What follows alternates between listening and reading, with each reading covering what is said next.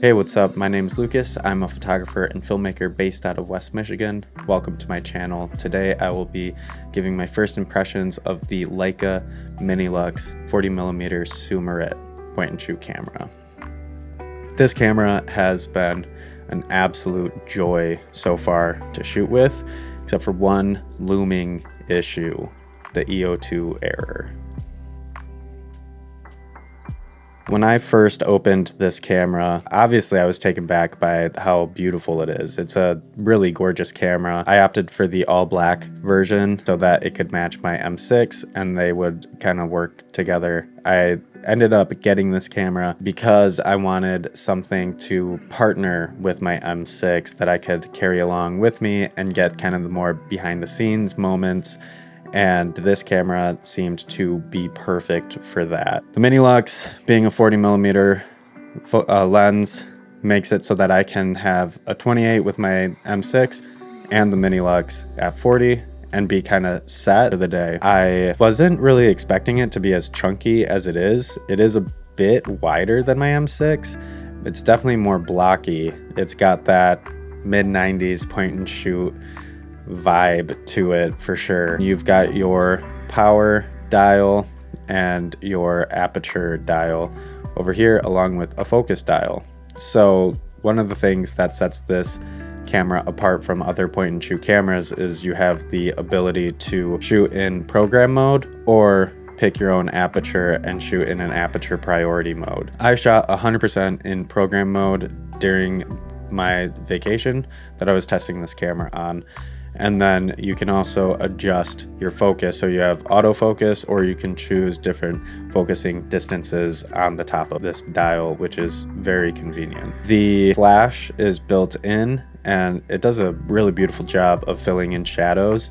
I didn't have any photos that really felt overwhelmed by the flash, and that is adjusted with the mode button. 6 or 7 different mode options, including turning it off. One of the things that you should note though is if you do adjust the mode and then turn the camera off or it falls asleep, it does reset it.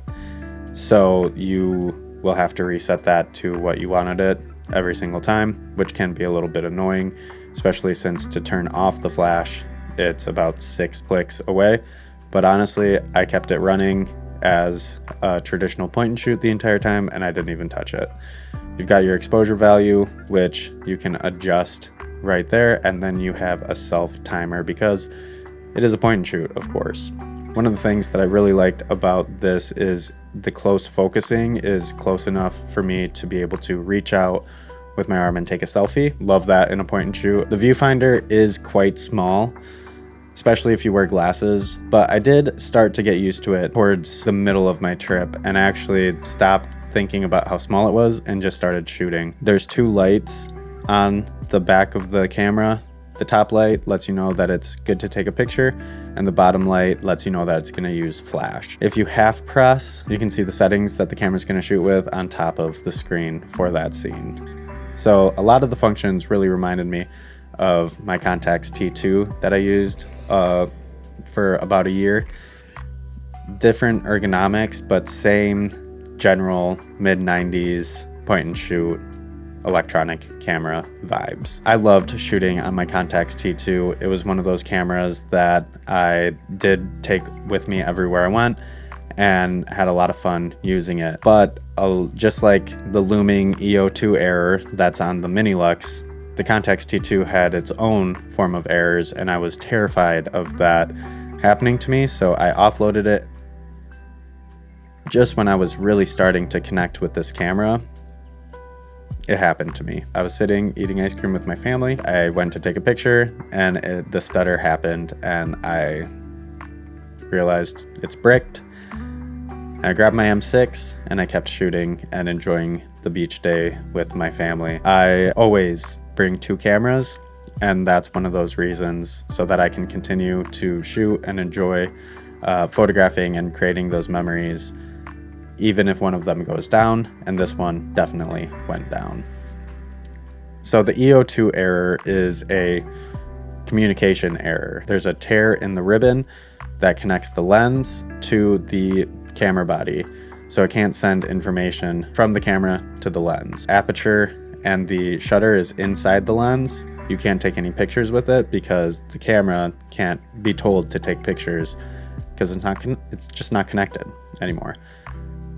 I did find a place online, Red Dot Repair, who I had talked to about other repairs before, that still does ribbon replacements. He does replacements, not just connections. So it's going to be a lot cleaner job, and it's a full replacement of the ribbon. And hopefully, once I get it back, it'll be bulletproof for a while.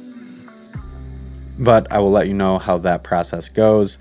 And at this point, I feel like if you're in the market to get a Minilux, you should just have that cost built in because it's a looming issue. But I do like that you can at least still get this repaired.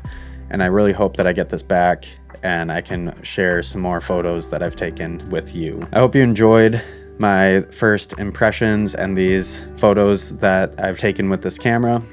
I really enjoyed the results that I got from it. So thank you so much for watching. If you have any questions or comments, please leave them down below.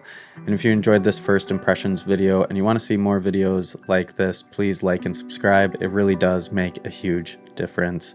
And I will see you in the next video.